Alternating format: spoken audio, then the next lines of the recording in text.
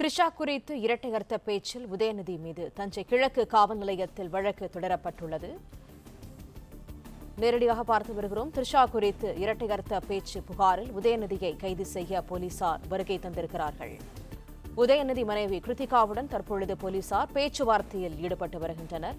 விரிவான தகவல்களோடு தொடர்ந்து இணைகிறார் செய்தியாளர் மாணிக்கம். நிலவரம் என்னவாக இருக்கிறது?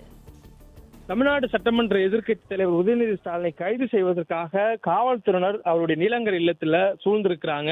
இந்த சூழலில் கைதுக்கு ஒத்துழைப்பு வழங்க வேண்டும் என காவல்துறை இணை ஆணையர் விஜயகுமார் இந்த பேச்சுவார்த்தை ஈடுபட்டு இருக்கிறாரு. காவல்துறையினுடைய குவிப்பை அறிந்ததுமே திமுகவினர் அதிக அளவுல உதயநிதி அவருடைய இல்லத்தை சூழ்ந்திருக்கக்கூடிய சூழலில் அந்த பகுதிக்குள்ளாக வரக்கூடிய திமுகவினரை கட்டுப்படுத்துவதற்காக பேரிகார்டு அமைத்து காவல்துறை பாதுகாப்பு இருக்கிறாங்க.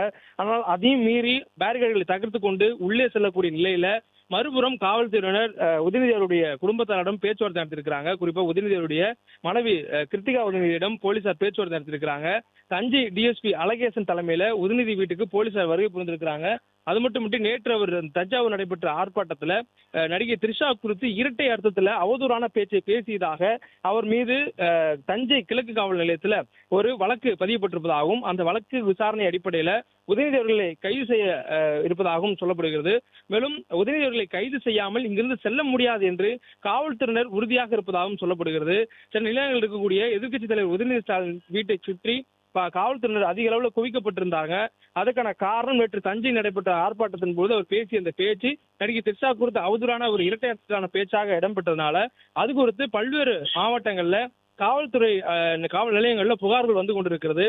அது மட்டுமின்றி தஞ்சாவூர்லேயே நேற்று தினம் அவர் பேசிய அந்த நிகழ்ச்சி நடைபெற்ற இடத்திலேயே அதுக்கு உட்பட்ட தஞ்சாவூர் கிழக்கு காவல் நிலையத்துல ஒரு வழக்கு பதிவு செய்யப்பட்டிருப்பதாகவும் அதன் அடிப்படையிலேயே அவர் கைது செய்ய வந்திருப்பதாகவும் தெரிவித்திருக்கிறார்கள். மேலும் கைதுக்கு முழு ஒத்துழைப்பு கொடுக்க வேண்டும் என்று ஒரு வேண்டுகோளையும் காவல்துறை வைத்திருக்கக்கூடிய நிலையில உதயநிதியுடைய மனைவி கிருத்திகா உதயநிதியுடன் காவல்துறையினர் பேச்சுவார்த்தை நடத்திருக்கிறாங்க.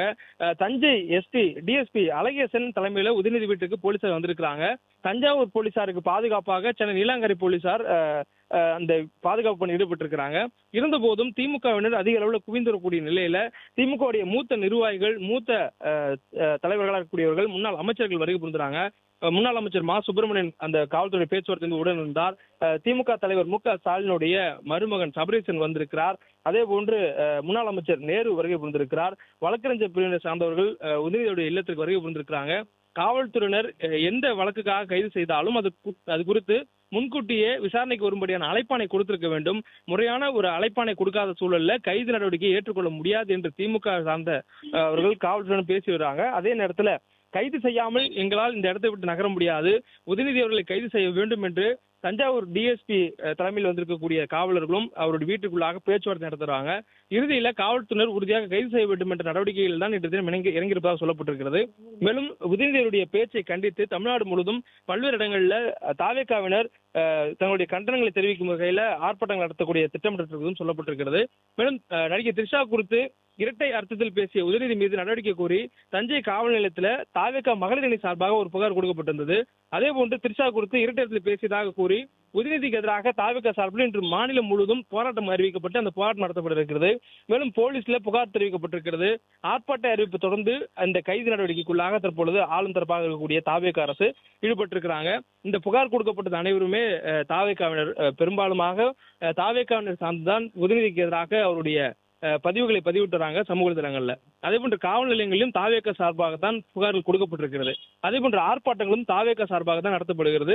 மேலும் இந்த கைதும் தாவேகா அரசு சார்பாக தான் நடத்தப்படுகிறது. இது முழுக்க ஒரு அரசியல் ரீதியான நடவடிக்கை. இதுக்கு நாங்கள் இடம் கொடுக்க முடியாது என்று திமுகவினர் அங்கு காவல்துறையுடன் பேச்சுவார்த்தை நடத்தும் போது மறுப்பு தெரிவிக்கக்கூடியதை பார்க்க முடிகிறது. அந்த அளவுக்கு இது அரசியல் ரீதியான நடவடிக்கையாக திமுகவினர் கருதி காவல்துறைக்கு ஒத்துழைப்பு வழங்க முடியாது என்று அவர்கள் காவல்துறைக்கு எதிராக வெளியில் நின்று முழக்கமிடக்கூடியதெல்லாம் பார்க்க முடியாது. திமுகவினுடைய தொண்டர்கள் நிர்வாகிகள் உதயநிதியுடைய இல்லத்துக்குள்ளாக வந்ததுக்கு பிறகாக அங்கு வெளியில வாயில் நின்று உதயநிதி ஸ்டாலினுக்கு ஆதரவாகவும் காவல்துறையுடைய இந்த நடவடிக்கை என்பது அரசியல் பழிவாங்கும் நடவடிக்கையாக இருக்கிறது என்றும் அவர்கள் முழக்கம் எழுப்பக்கூடியதும் பார்க்க முடிகிறது. இப்படியாக உதயநிதி ஸ்டாலினுடைய வீட்டை சுற்றி காவல்துறையினர் பேரிகார்டு அமைத்து தடுத்திருந்தாலும் உள்ளே வந்திருக்கக்கூடியவர்கள் உதயநிதி அவர்களுக்கு ஆதரவாக முழக்கமிடக்கூடியதை பார்க்க முடிகிறது. மேலும் காவல்துறையுடைய இந்த நடவடிக்கை என்பது சட்ட ரீதியாக வழக்கு பதிவு செய்யப்பட்டு அந்த வழக்கின் ரீதியாக எடுக்கக்கூடிய நடவடிக்கை என்று காவல்துறை விளக்கம் அளித்து கைதுக்கு ஒத்துழைப்பு கொடுக்க வேண்டும், விசாரணைக்கு ஒத்துழைப்பு கொடுக்குமாறும் கேட்டுக்கொண்டிருக்கூடிய நிலையில திமுகவுடைய வழக்கறிஞர்கள் வர வேண்டும். அவர் வந்ததுக்கு பிறகுதான் எங்களால் இந்த வழக்கு குறித்து பேச முடியும் என்றும் தெரிவித்திருந்தார்கள். அதற்கு பிறகாக தற்போது வந்திருக்கக்கூடியவர்கள் இந்த கைது என்பது அரசியல் ரீதியான கைது, தாவேகாவினர் புகார் தெரிவித்து தாவேகாவினர் ஆர்ப்பாட்டம் நடத்தி தாவேகா அரசு கைது செய்வதா, இது ஒரு அரசியல் ரீதியான ஒரு பழிவாங்க நடவடிக்கை. தாவேகா அரசுக்கு எதிராக எந்த ஒரு கருத்து தெரிவித்தாலும் அதற்கு எதிரான ஒரு கைது நடவடிக்கையை தாவேகா அரசு மேற்கொண்டு வருகிறது. இதற்கு எங்களால் ஒத்துழைப்பு கொடுக்க முடியாது என்று கூறி திமுகவினர் கடுமையாக காவல்துறைக்கு எதிரான முழக்கங்கள் எழுப்பி வராங்க. மேலும் தஞ்சாவூர் டிஎஸ்பி அழகேசன் தலைமையில தஞ்சாவூர் போலீசார் உதயநிதி இல்லத்துக்குள்ளாக இந்த கைது குறித்தான இந்த சட்டப்பூர்வமான நடவடிக்கை குறித்தான விளக்கங்களை அளித்து வராங்க. மேலும் அதற்கு துணையாக சென்னையினுடைய இணை ஆணையர் விஜயகுமார் அவர்களும் அந்த பேச்சுவார்த்தையில் ஈடுபட்டிருக்கிறாங்க.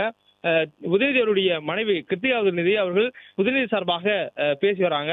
மேலும் அதனைத் தொடர்ந்து திமுகவுடைய மூத்த முன்னாள் நிர்வாகிகள், முன்னாள் அமைச்சர்கள் பேச்சுவார்த்தையில் ஈடுபட்டிருக்காங்க. தொடர்ந்து இந்த பேச்சுவார்த்தை நடைபெற்றிருக்கக்கூடிய சூழலில் கைது நடவடிக்கையை உறுதியாக மேற்கொள்ளாமல் எங்களால் செல்ல முடியாது என்று காவல்துறையினர் கூறுவதும், கைது நடவடிக்கைக்கு எங்களால் ஒத்துழைப்பு கொடுக்க முடியாது, இது ஒரு அரசியல் ரீதியான கைது என திமுகவினரும் மாறி மாறி தங்களுடைய கருத்துக்களை கூறி வரக்கூடிய நிலையில் இந்த பகுதி முழுவதுமே தற்போது சற்று பரபரப்பாக இருக்கிறது. காரணம், அவருடைய இல்லம் அமைந்திருக்கக்கூடிய நீலாங்கரை சன்ரைஸ் அவென்யூ பகுதிக்குள்ளாக வரும் பொழுது எந்த ஒரு வாகனத்தினரும் உள்ளே செல்லாமல், பொதுமக்கள் யாரும் உள்ளே செல்லாமல் காவல்துறை தடுப்பு அமைத்திருக்கிறாங்க.